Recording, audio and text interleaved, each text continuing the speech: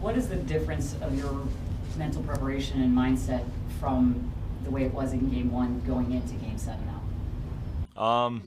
I don't think there's any change. I think we've been just trying to go game by game and win as many as we can, and nobody thought it was going to be easy at any point. So they're a great team over there. It's hard to win these games. So we have a chance to go to their barn and win one and move on. So that's what we're looking forward to.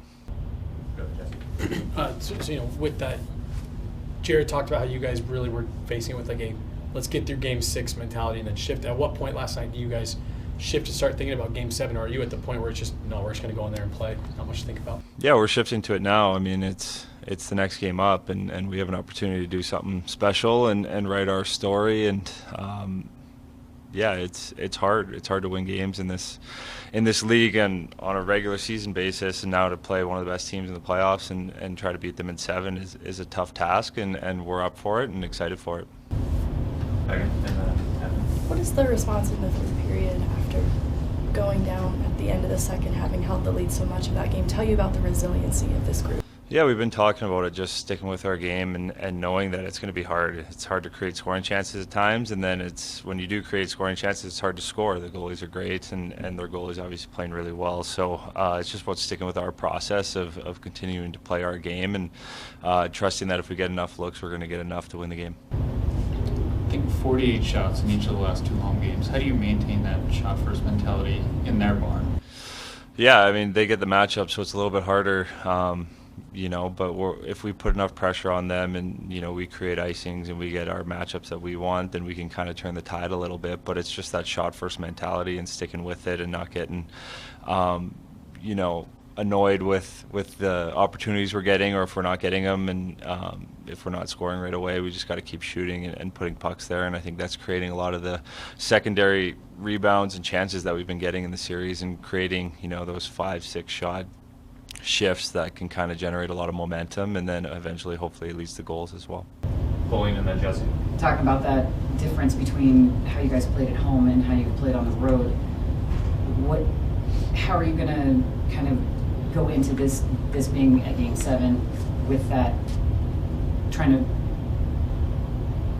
to channel that energy that you had at home, taking it there and using their energy in your favor? Yeah, I think we relish the opportunity to go do something special in someone else's building. Ever since I've been here, we've been a really good road team in the playoffs especially as well. So I think we relish those opportunities and the challenge that comes with, trying to quiet a fan base down that's energized and ready to go. So we got to use that and come out to a good start.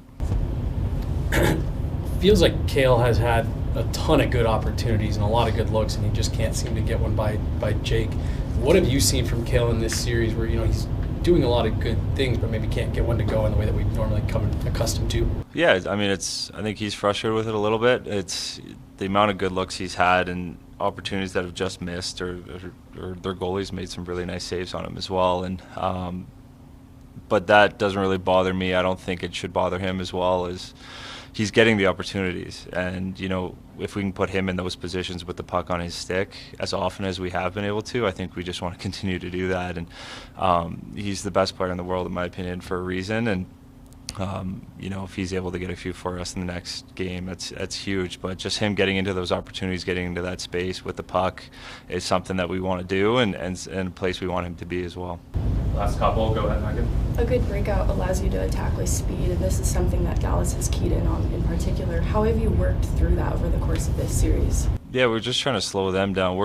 They're trying to do a lot of what we're trying to do, of playing fast, playing north, breaking out smoothly, and getting it to our forwards with speed. Our first goal, we're able to get our forward line, Cale and I break it out to our forward line that's in good positions with speed, with time and space, and they're able to make a play and score a goal. And they're doing the same thing with us, with Hintz and Rantanen, and trying to get them with time and space, with the puck on their stick with speed. And it's about us to make sure we're over top of them, not giving them odd man rushes, and they've been dangerous on the rush, so we've got to try to control that. Last one from Corey.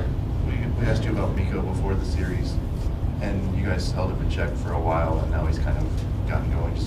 Has this series been what you expected from the beginning, like their first time really having to go up against a team like this? Yeah, I mean, you try to hold their best players in check, and they're the best players in the world for a reason, and Mikko's up there with the best of them. So you expect them to break out and get their opportunities at times, and it's just on us to try to slow them down as a group of 5 on the ice. And last night wasn't the best job we've done against them, and then for them, they're the best players, and they're going to make plays and score goals. So they were able to get a few last night, and our job's to shut them down for Game 7.